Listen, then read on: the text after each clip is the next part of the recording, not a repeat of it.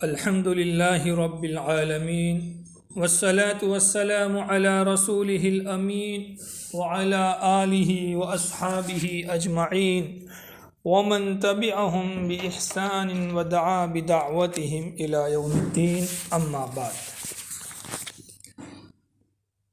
محترم coir by صاحبہ جو ایک مجاہدہ اور دین کی خاطر اپنا سب کچھ قربان کرنے والی خاتون تھی، جسے آپ نے گزشتہ ویڈیو میں سنا، وہ ایک صالحہ عورت ہی نہیں تھی بلکہ ایک عظیم مصلحہ اور داعیہ بھی تھی۔ وہ صرف اپنی ذات کی فکر کرنے والی نہیں تھی بلکہ اپنی بساط پر پوری بستی کی فکر کرنے والی داعیہ خاتون تھی۔ آپ کا طریقہ دعوت یہ تھا کہ آپ دونوں ماحول کا مقابلہ کرتی تھی، موازنہ کرتی تھی، یعنی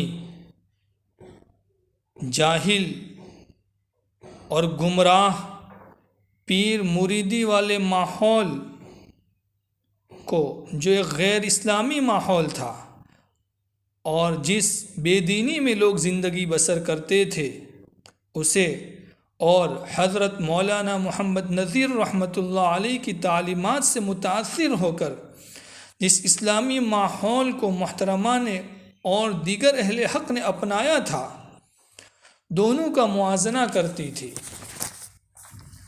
اور بستی والوں کو سمجھاتی تھی کہ دیکھو، ایک ماحول یہ ہے، آپ اپنے آپ کو مسلمان کہتے ہو اور پیر صاحب کے ماننے والے کہتے ہو، تو ان کی تعلیمات اور ان کی زندگی ایسی ہے، اور دوسری طرف حضرت مولانا محمد نذیر رحمۃ اللہ علیہ ہے، ہمارے حضرت ہے، جن کی زندگی ایسی ہے، وہ بھی مسلمان ہیں اور اسلامی تعلیمات کی بات کرتے ہیں، ان کی زندگی ایسی ہے، ان کا ماحول ایسا ہے۔ دونوں کو سامنے رکھ کر لوگوں کے سامنے بات کرتی تھی، دونوں کا مقابلہ کرتی تھی۔ پیر صاحب کی بے دینی لوگوں کے سامنے رکھتی تھی اور حضرت مولانا محمد نذیر رحمۃ اللہ علیہ کی دینداری لوگوں کے سامنے رکھتی تھی۔ پھر کچھ قریب ہونے والی خواتین کو حضرت مولانا محمد نذیر رحمۃ اللہ علیہ کے مکان پر لے جاتی اور وہاں کا ماحول دکھاتی۔ آپ اس طرح انفرادی محنت بھی کرتی اور اسی طرح موقع دیکھ کر اجتماعی محنت بھی کرتی۔ بستی میں ایک بار پیر صاحب آئے، لوگوں نے مشورہ کیا کہ اس پھری ہوئی عورت کو پیر صاحب کی مجلس سے دور رکھا جائے، ورنہ پوری مجلس خراب کر دے گی۔ مگر امت کا درد رکھنے والی یہ عظیم خاتون کہاں خاموش بیٹھنے والی تھی۔ مجلس کے آس پاس پہرے دار تھے، لیکن بہت چالاکی سے لوگوں کی نظروں سے بچ کر مجلس میں پہنچ گئی۔ یہ یاد رہے کہ پہلے جس بستی میں پیر صاحب جاتے تھے، اس بستی کے اندر عامتاً پورا دن رہتے تھے اور رقص و سرور کی محفل سجتی تھی، گانا بجانا ہوتا تھا۔ پیر صاحب کی آمد پر خوشیاں منائی جاتی تھی اور پورے دن مجلسیں چلتی تھی۔ لہذا کویر بائی صاحبہ اس مجلس میں جا کر عورتوں کو سمجھانے لگی کہ دیکھو، یہاں یہ دین کی مجلس ہے، لیکن دین کی کوئی بات نہیں ہو رہی ہے، ناچ گانا ہو رہا ہے، رقص ہو رہا ہے، فلاں خرابیاں ہو رہی ہے۔ ظہر کا وقت چلا گیا، عصر کا وقت آ گیا، لیکن نہ پیر صاحب نے کوئی نماز پڑھی، نہ ان کی اہلیہ پیرانی صاحبہ نے کوئی نماز پڑھی۔ آپ میرے ساتھ ہمارے حضرت مولانا محمد نذیر کے وہاں چلو اور ان کے گھر کا ماحول دیکھو۔ یہ سب بات اس انداز میں کی کہ آپ کی یہ باتیں اکثر کے دل میں اتر گئی۔ آخرت کی باتیں بھی کی ہوگی، صرف اتنی باتیں نہیں کی ہوگی، اللہ اور اس کے رسول سے قریب کرنے والی، دلوں کو متاثر کرنے والی باتیں بھی کی ہوگی۔ یہ ساری باتیں اس انداز میں کی کہ ان کے دل میں کویر بائی صاحبہ کی بات اتر گئی، ان کی دعوت ان کے دل میں اتر گئی۔ لہذا بہت سی عورتیں آپ سے قریب ہوئی، مانوس ہوئی۔ چنانچہ پیر صاحب کے جانے کے بعد آپ سب کو لے کر حضرت کے وہاں عصر کے وقت پہنچی۔ وہاں عصر کی تیاری ہو رہی تھی۔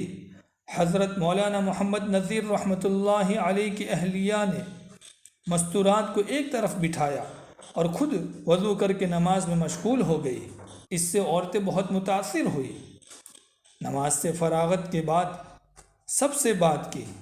حضرت مولانا محمد نذیر رحمۃ اللہ علیہ نے بھی پردے میں کچھ دینی گفتگو کی۔ یہ سب مستورات متاثر ہوئی اور ایک اچھا اثر لے کر یہاں سے گئی، اور اس طرح آہستہ آہستہ پوری بستی کو حضرت مولانا محمد نذیر رحمۃ اللہ علیہ سے جوڑ دیا اور پوری بستی کو اہل حق بنا دیا۔ اللہ تعالیٰ محترمہ کی محنت کو قبول فرمائے۔ میرے لیے بولنا اور آپ کے لیے سننا آسان ہے، لیکن پوری بستی کو، جو ایک ضدی مزاج رکھنے والی مومن قوم تھی اور جو پیر مریدی کے جال میں پھنسی ہوئی تھی، اور جو پیر صاحب کے فرمان کو قرآن سے بھی زیادہ درجہ دیتی تھی، اسے وحی کا درجہ دیتی تھی، اسے منزل من اللہ سمجھتی تھی، یعنی اللہ کی طرف سے اتری ہوئی باتیں، پیر صاحب کے فرمان کو ایسا سمجھتی تھی۔ اس قوم کو اہل حق بنانے کا سفر آسان نہیں رہا ہوگا، کتنی تکلیفیں اٹھانی پڑی ہوگی، حتیٰ کہ کنویں میں بھی لٹکنا پڑا، لیکن ہمت نہیں ہاری۔ اور صرف کوئربائی صاحبہ ہی کو تکلیفوں کا سامنا نہیں کرنا پڑا، بلکہ جس نے بھی ان کا ساتھ دیا اور اس بستی میں جو بھی راہ حق پر آ رہا تھا، اسے بے شمار تکلیفوں کا سامنا کرنا پڑتا تھا۔ ہماری دادی صاحبہ یعنی حضرت مولانا محمد آدم صاحب رحمۃ اللہ علیہ کھلی والے، مولانا عبد الرحیم صاحب مرحوم کاکوسی والے، اور مفتی محمد عمران صاحب سانگری استاذ دارالعلوم چھاپی کی والدہ محترمہ جب چھوٹی تھی اور ان کے گھرانے نے یعنی مولانا آدم صاحب کھلی والوں کے نانا نے جب اہل حق کا راستہ اختیار کیا، تو ان کو بھی سزاؤں کا سامنا کرنا پڑا، تکالیف اٹھانی پڑی۔ خود دادی فرمایا کرتی تھی کہ ہمیں گاؤں کے کنویں سے پانی نہیں بھرنے دیا جاتا تھا۔ یہ کوئی معمولی بات نہیں ہے، جو ان آزمائشوں سے گزرا ہے وہی یہ سمجھ سکتا ہے کہ پانی جیسی سہولت سے محروم کر دیا جاتا تھا۔ میری پیاری بہنوں، قبیلہ مومن کو راہ حق پر لانے میں آپ کی بڑی قربانیاں رہی ہے۔ آپ اپنی اماؤں کی ان قربانیوں کو یاد کرو اور اس دین کی قدر کرو۔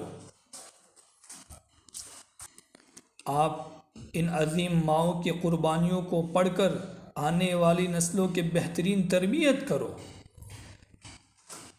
قبیلہ مومن کس راہ پر تھی، کتنے بھٹکے ہوئے تھے اور کس طرح راہ راستہ پر آئے، اس کے لیے ہمیں حضرت مولانا محمد نذیر رحمۃ اللہ علیہ کے حالات اور ان کو ساتھ دینے والے ان کے رفقا کے حالات کو پڑھنا چاہیے۔